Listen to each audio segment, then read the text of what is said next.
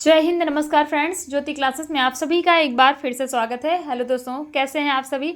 I hope आप सभी बहुत ही अच्छे होंगे, स्वस्थ होंगे, स्टडी अपनी कंटिन्यू कर रहे होंगे।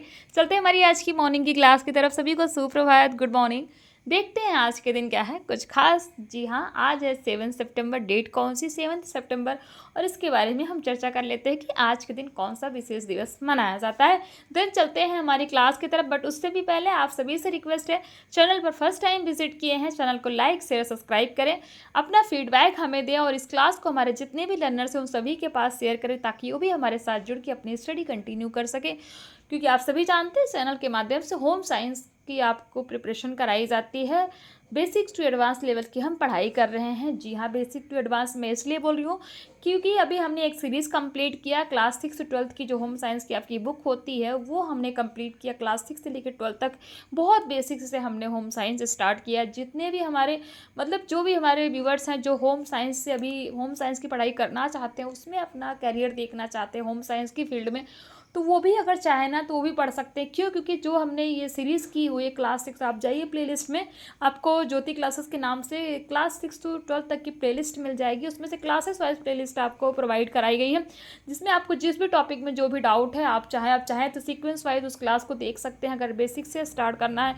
अन्यथा आप जो है जिस टॉपिक को आप चाहें तो टॉपिक वाइज क्लासेस आपको प्रोवाइड करें, उनके माध्यम से आप जाकर सीरीज़ देख के अपनी बहुत सारी क्यूरीज सॉल्व कर सकते हैं। और ऐसा ही नहीं कि हमने बस क्लास ही की, आप देखिए एवरी क्लास के बाद यानी कि जो भी हमने चैप्टर कंप्लीट किया उन सभी के बाद हमने बहुत सारे क्वेश्चन आंसर्स की प्रैक्टिस भी की है। तो आप जाइए क्लास देखिए अगर आपको बेसिक से अपना होम साइंस पढ़ना है, अन्यथा आप जो है यहाँ से स्टार्ट कर सकते हैं। तो प्लीज़ इसी तरह हमारे साथ कंटिन्यू पढ़ने के लिए चैनल को सब्सक्राइब कर लीजिए।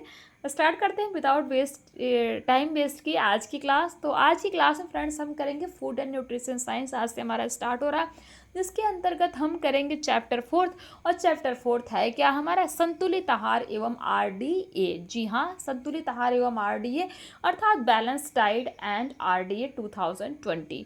तो ये हम जो है स्टार्ट करने वाले हैं कि ये RDA 2020 है क्या। आपके माइंड में क्वेश्चंस भी आ रहा होगा, बट थोड़ा सा पेशेंस रखिए, सब पता लगेगा आपको अभी जब हम पढ़ाई अपनी स्टार्ट करेंगे। बट इससे भी पहले हमने प्रीवियस क्लास में क्या किया था, तो फ्रेंड प्रीवियस क्लास में हमारी स्टडी की जो क्लास हुई थी इवनिंग में, उसमें हमने आपको फूड एंड न्यूट्रिशन साइंस से कुछ MCQs और कुछ very short answer type questions आपको हमने कराए थे। उसकी क्लास हुई थी हमारी। आई होप आपने उस क्लास को देखा होगा, नहीं देखा है तो आप जा कर के देख सकते हैं, बहुत इंपॉर्टेंट क्लास थी। तो ये हमने उस पर चर्चा किया हुआ था।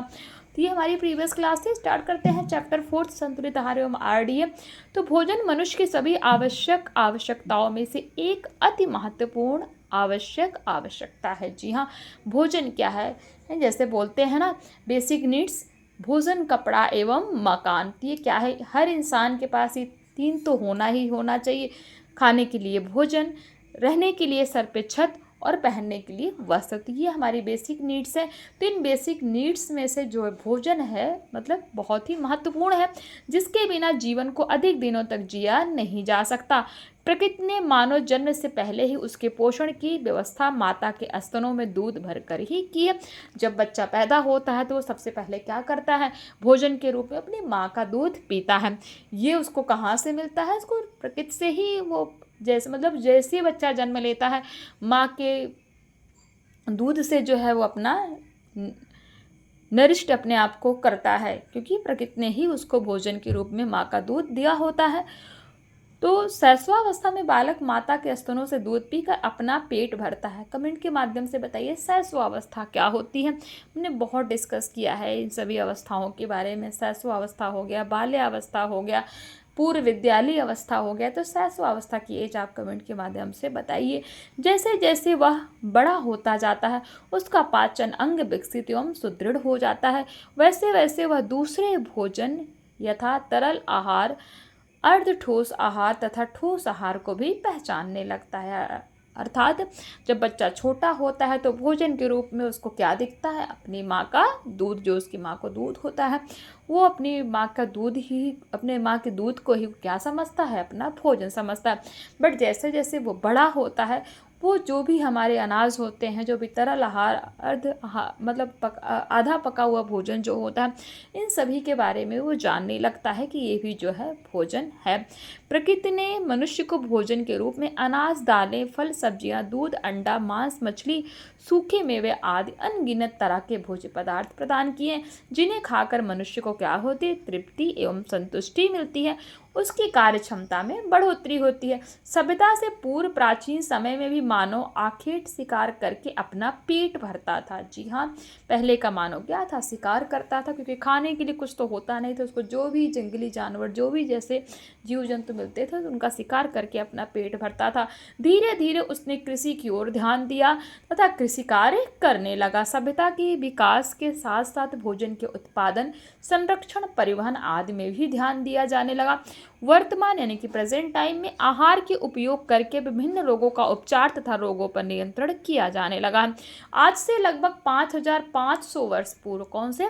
5500 ईयर्स एगो, आयुर्वेद में भी आहार द्वारा रोगों के उपचार का वर्णन मिलता है, परंतु वह आहार जो केवल क्षुधा पूर्ति यानी कि भूख मिटाने के लिए, स्वाद के लिए या पेट भरने के लिए ग्रहण किया जाता है, जिसमें पौष्टिक तत्वों की कमी या अधिकता होती है, वैसे आहार को संतुलित आहार नहीं कहेंगे, क्योंकि भोजन का काम न केवल क्षुधा पूर्ति यानी कि भूख मिटाना है, बल्कि इसका कार्य क्षुधा पूर्ति के साथ साथ शारीरिक, मानसिक एवं आध्यात्मिक स्वास्थ्य को भी बनाए रखना है।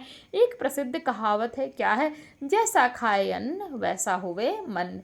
इस कहावत का गूढ़ अर्थ क्या है कि व्यक्ति जैसा भोजन ग्रहण करता है, उसका मन, स्वास्थ्य उसी तरह का होता है। इसीलिए तो बोलते हैं कि हमारा जो भी हमारे सोचने समझने की जो क्षमता विकसित होती है, हमारा हेल्थ जो है, सबका जो है कनेक्शन किससे है? हमारे भोजन से है। जी हाँ, हम जैसा भोजन खाएंगे, जैसा हमारा आहार होगा, वैसे ही हमारी मानसिकता और वैसे ही हमारी स्वास्थ्य होती है। तो इसीलिए जो है भोजन को बहुत महत्वपूर्ण माना जाता है।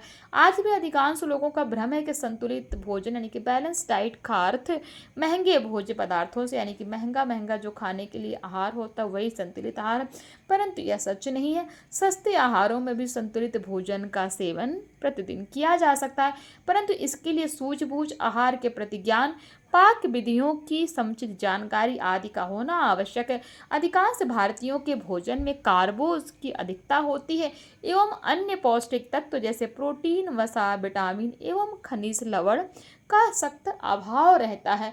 अतः इनका आहार असंतुलित यानी कि अनबैलेंस डाइट होता है।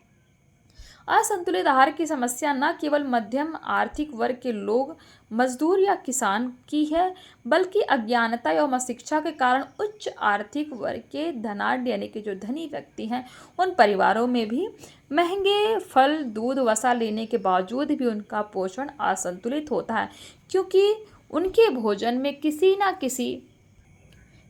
किसी पोषक तत्वों की अधिकता या कमी होती है। निम्न आर्थिक वर्ग के लोग जहां भोजन न्यूनता जनित रोगों के शिकार होते हैं, जैसे रक्त अल्पता, अनीमिया, बेरी स्कर्वी, रिकेट्स, अंधता यानी कि ब्लाइंडनेस, ऑस्टियोमलेसिया आदि, वह धनाढ्य परिवार के लोग पोषक तत्वों की अधिकता के कारण मोटापा, हृदय रोग, उच्च रक्तचाप, एथेरोस्क्लेरोसिस, वृक्क रोग जिसको किडनी डिसीज बोलते हैं, यकृत के रोग अर्थात लीवर डिजीजेस आदि कुपोषण जनित गंभीर बीमारियों से ग्रस्त रहते हैं। आपने समझा कि जहाँ पे गरीब व्यक्ति जो होता है, उनको क्या होता है? पोषक तत्वों के अभाव में उनको अनीमिया, बेरी स्कर्वी, रिकेट्स नामक ब्लाइंडनेस, क्योंकि पोषक तत्वों का अभाव रहता है उनके खान पान में, तो उनकी कमी से उनको ये सारे रोग हो जाते हैं। वहीं पे जो धनी व्यक्ति होते हैं, जिनके पास पैसे की कोई कमी नहीं होती, उनको क्या होता है? उनको ऑस्टियोमलेशिया, हृदय रोग, ओबेसिटी, हाइपरटेंशन और किडनी डिजीजेज जैसी बीमारियां हो जाती हैं। अतः उत्तम स्वास्थ्य की प्राप्ति के लिए भोजन में ना तो पोषक तत्वों की बहुत कमी अथवा बहुत अधिकता होनी चाहिए, बल्कि शरीर के मांग के अनुसार पर्याप्त मात्रा में सभी पौष्टिक तत्व उपलब्ध होने चाहिए। निर्धन वर्ग के बालक ध्यान दीजिएगा, निर्धन वर्ग के जो बालक अर्थात बच्चे होते हैं प्रोटीन कुपोषण से भयंकर रूप से पीड़ित होते हैं। जी हाँ, प्रोटीन कुपोषण से भयंकर रूप से पीड़ित होते हैं। प्रोटीन कुपोषण होता क्या है, ये भी कमेंट के माध्यम से बताइए, क्योंकि इसके बारे में भी हमने चर्चा किया था।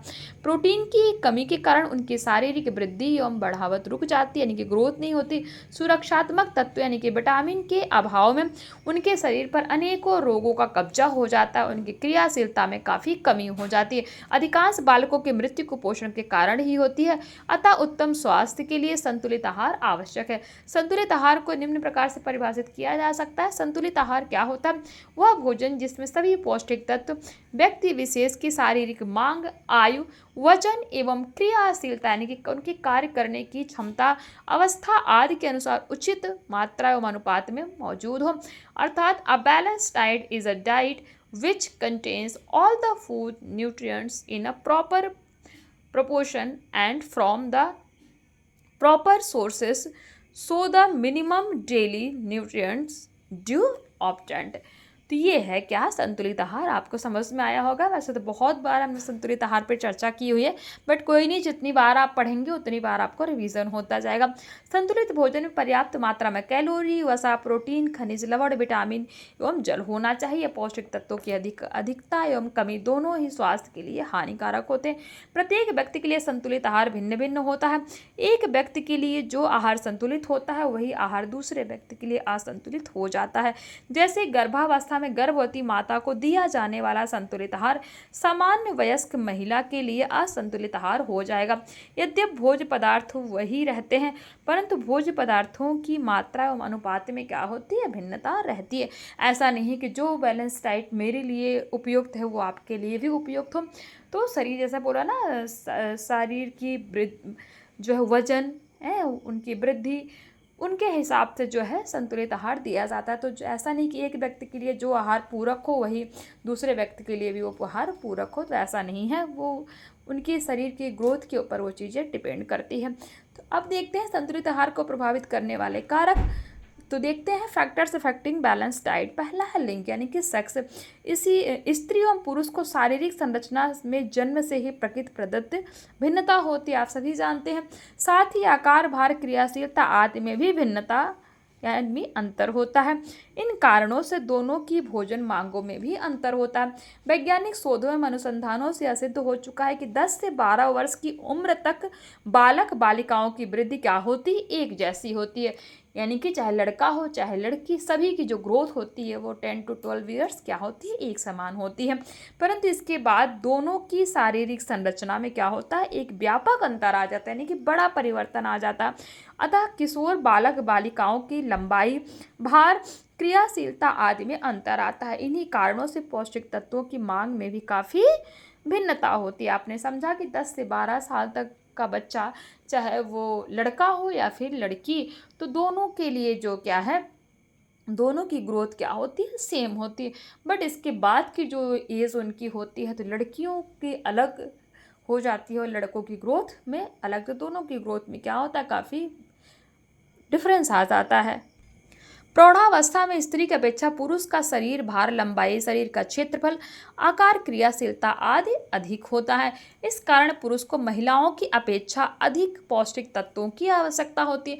पहले लोगों का यह मानना था कि स्त्री को पुरुष की अपेक्षा अधिक लौह तत्व यानी कि आयरन की आवश्यकता होती है, क्योंकि मासिक स्राव के कारण शरीर से अधिक मात्रा में लौह तत्व निकल जाता है।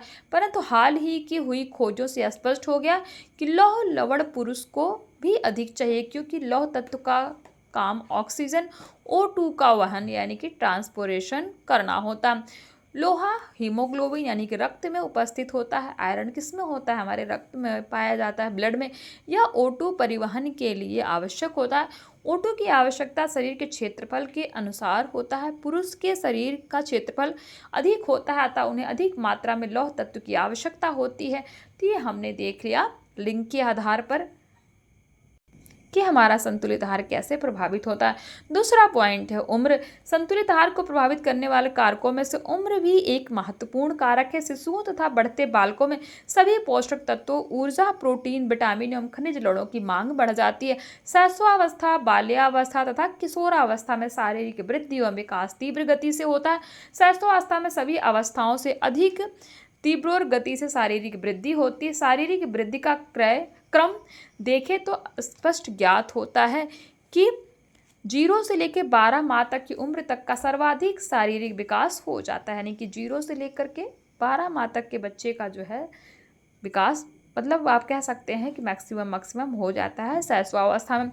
जन्म के समय जिस बालक का वजन 3 किलोग्राम होता है, 6 माह में वही बालक क्या होता है, दुगुना वजन यानी कि 6 किलोग्राम प्राप्त कर लेता है तथा 12 महीने का बालक अपने जन्म के वजन से 3 गुना तक वजन अर्थात 9 किलोग्राम तक वजन प्राप्त कर लेता है। इसके बाद भी 1 से 5 वर्ष की उम्र तक बालक का शारीरिक विकास तीव्र गति से होता है। इसके बाद के वर्षों में विकास की गति क्या होती है, थोड़ी मंद हो जाती है तथा किशोरावस्था में फिर से बढ़ जाती है। आपने समझा, जब बच्चा पैदा होता है, अगर आप मान लीजिए कोई बच्चा 3 किलो का है तो अपने क्या होगा, 3 किलो का बच्चा पैदा होता है, फिर वो 6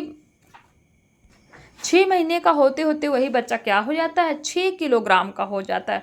और फिर जो है 12 महीने तक आते आते वही बच्चा कितने किलो का हो जाता है, 9 किलोग्राम का हो जाता है। तो आपने देखा कितनी स्पीड से उसके बाढ़ में बढ़ोतरी होती है। और 1 से 5 वर्ष तक का जब बच्चा होता है उसकी ग्रोथ बहुत स्पीड से होती है, बट 5 वर्ष के बाद क्या होती है, बच्चे की ग्रोथ रुक जाती है। और फिर जैसे ही वो किशोरावस्था में प्रवेश करता है उसकी ग्रोथ फिर से अपनी गति पकड़ लेती है। तो आपने समझा ये चीज़। प्रौढ़ावस्था में शारीरिक बढ़ावट रुक जाती है, परंतु शरीर में होने वाले टूट फूट का पुनः निर्माण है तो प्रोटीन की आवश्यकता होती है। प्रौढ़ावस्था में सभी भोज्य पदार्थ पर्याप्त मात्रा में होने चाहिए। वृद्धावस्था में शारीरिक वृद्धि तो रुक जाती है, साथ ही शरीर में शिथिल एवं निष्क्रिय हो, जो हमारा शरीर है वो शिथिल एवं निष्क्रिय हो जाता है। शरीर में नए कोषों एवं तंतुओं का निर्माण नहीं होता, साथ ही कोषों में टूट फूट भी अधिक होती है। परिणामतः विनाशात्मक क्रिया बढ़ जाती है। बुढ़ापे में शरीर पर कई रोगों का कब्जा भी हो जाता है। अतः वृद्धावस्था में सुरक्षात्मक एवं शरीर निर्माणात्मक तत्वों यानी कि प्रोटीन, विटामिन एवं खनिज लवण की अधिक आवश्यकता होती है। नंबर 3 है शारीरिक क्रियाशीलता यानी कि फिजिकल एक्टिविटी। पौष्टिक तत्वों की मांग व्यक्ति की शारीरिक क्रियाशीलता पर निर्भर करता है कि जितना ज़्यादा वो वर्क करेगा उसी के आधार पर उसके पौष्टिक तत्वों का निर्माण होगा। शारीरिक परिश्रम के आधार पर क्रियाशीलता को 3 भागों में बांटा गया। जी हाँ, फिजिकल एक्टिविटी के आधार पर क्रियाशीलता को 3 भागों में बांटा गया। पहला अधिक क्रियाशील व्यक्ति यानी कि हैवी वर्कर, दूसरा मध्यम क्रियाशील वर्क यानी कि मॉडरेट वर्क, और तीसरा जो है क्या है, तीसरा है हमारा साधारण क्रियाशील व्यक्ति यानी कि जिसको हम क्या बोलते हैं, सेडेंट्री वर्कर हैं। तो इन तीनों को देख लेते हैं। तो पहला अधिक क्रियाशील व्यक्ति यानी कि हैवी वर्कर, इस श्रेणी के अंतर्गत आने वाले व्यक्ति बहुत अधिक शारीरिक श्रम करते हैं यानी कि बहुत ज़्यादा ही फिजिकल वर्क करते हैं। अतः इन्हें अधिक मात्रा में ऊर्जा उत्पादक भोजन तत्वों की आवश्यकता होती है। मजदूर, किसान, बोझा ढोने वाला व्यक्ति, कुली, रिक्शा चालक, पत्थर तोड़ने वाला मजदूर आदि श्रेणी के अंतर्गत आते हैं। मध्यम क्रियाशील वे व्यक्ति जो हल्के फुल्के कार्य यानी कि शारीरिक वर्क करते हैं। जैसे इनके अंतर्गत कौन कौन आता है तो ये भी आपको पता होना चाहिए। इनके अंतर्गत आ जाते हैं शिक्षक, गृहिणियाँ, चपरासी, डाकिया, बस काउंटर क्लर्क आदि। तीसरा जो है साधारण क्रियाशीलता व्यक्ति यानी कि सेडेंट्री वर्कर, वे व्यक्ति जो केवल मानसिक कार्य करते हैं तथा घरेलू कार्य अथवा हल्के फुल्के कार्य भी नहीं करते, वे इस श्रेणी के अंतर्गत आते हैं। जैसे चिकित्सक, मैनेजर, प्रोफेसर, IAS अधिकारी। इन्हें मध्यम तथा अधिक क्रियाशील व्यक्ति से भी कम मात्रा में ऊर्जा उत्पादक भोज्य पदार्थों की आवश्यकता होती है। तो आई होप आपने ये समझा होगा कि फिजिकल एक्टिविटी के आधार पर, ध्यान दीजिएगा, फिजिकल एक्टिविटी के आधार पर जो शारीरिक परिश्रम होता है वो 3 प्रकार का होता है। अधिक क्रियाशील व्यक्ति यानी कि हैवी वर्कर, दूसरा मध्यम क्रियाशील व्यक्ति अर्थात मॉडरेट वर्कर, तीसरा साधारण क्रियाशील व्यक्ति अर्थात सेडेंट्री वर्कर। और इनकी श्रेणी में कौन कौन से आते हैं तो वो भी आपको समझ में आ गया होगा। नेक्स्ट है हमारा क्या है, स्वास्थ्य है। तो स्वास्थ्य भी क्या करता है, हमारा संतुलित आहार को प्रभावित करता है। बट कैसे करता है, इसकी चर्चा हम करेंगे नेक्स्ट क्लास में, क्योंकि क्लास थोड़ी सी फ्रेंड्स बड़ी हो रही हो, मैं नहीं चाहती आपको ज़्यादा बड़ी क्लास मिले। आप थोड़ा पढ़िए, 2-4 पॉइंट्स ही पढ़िए, बट अच्छे से पढ़िए, जितनी आपने पढ़ी वो आपको समझ में आई होगी। फटाफट क्लास को कंप्लीट करने से पहले आज हमने क्या पढ़ा है एक बार फटाफट क्विक रिवीजन कर लेते हैं। तो आज की क्लास में फ्रेंड्स हमने फूड एंड न्यूट्रिशन साइंस का जस्ट चैप्टर 4 स्टार्ट ही किया, आप ये देख सकते हैं। और इसके अंतर्गत हमने जो है संतुलित आहार के बारे में जाना, फिर हमने संतुलित आहार को प्रभावित करने वाले कारक देखे, जिसके अंतर्गत हमने लिंग के बारे में जाना कि जो लिंग है वो किस तरीके से जो है संतुलित आहार को प्रभावित कर, फिर हमने उम्र के आधार पर देखा है। तो ये सारी चीज़ें हमने आज की क्लास में चर्चा की हैं। और नेक्स्ट क्लास हमारी होगी स्वास्थ्य के आधार पर किस तरीके से हमारा संतुलित आहार प्रभावित होता है। तो मिलते हैं हमारी नेक्स्ट क्लास में, तब तक के लिए जय हिंद, नमस्कार। हंसते रहिए, मुस्कुराते रहिए, एक दूसरे की हेल्प करते रहिए, साथ ही साथ अपना फीडबैक देना मत भूलिए। धन्यवाद।